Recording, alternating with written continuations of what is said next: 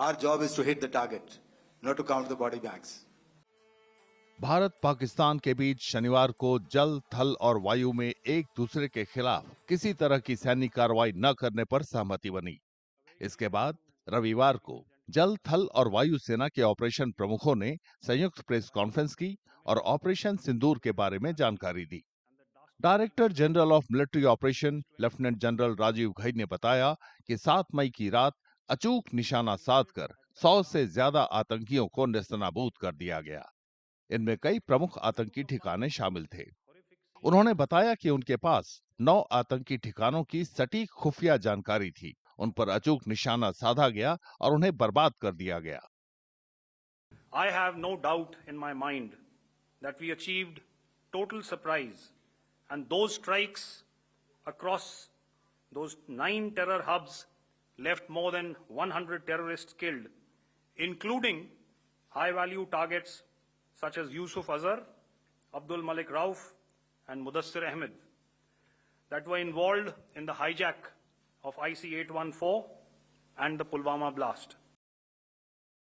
Lieutenant general Ghai ने यह भी बताया कि 7 मई से 10 मई के बीच पाकिस्तान के 35 से 40 फौजियों के भी मारे जाने की संभावना है।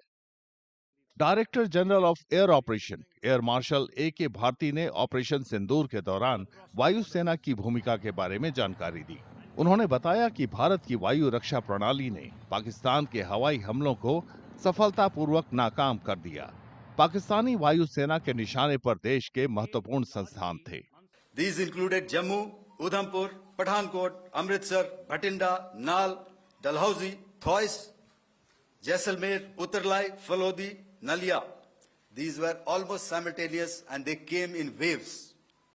इसी तरह director of naval operation vice admiral A.N. Pramod ने नौसैनिक कार्रवाई की जानकारी दी। उन्होंने कहा कि सटीक संयुक्त कार्रवाई से पाकिस्तान को विवश होकर फौरन आपसी सहमति के लिए पहल करनी पड़ी।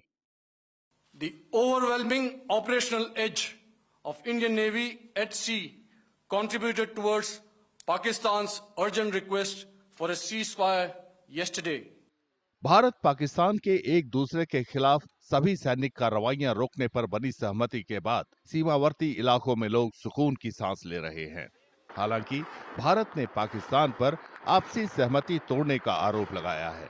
Director general of military operation ने चेतावनी दी कि भारतीय सीमा के भीतर सीमा पार से किसी भी तरह की आपत्तिजनक कार्रवाई का सख्ती से जवाब दिया जाएगा।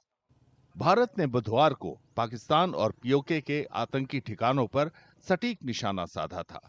उसके बाद दोनों देशों के बीच तनाव बढ़ गया।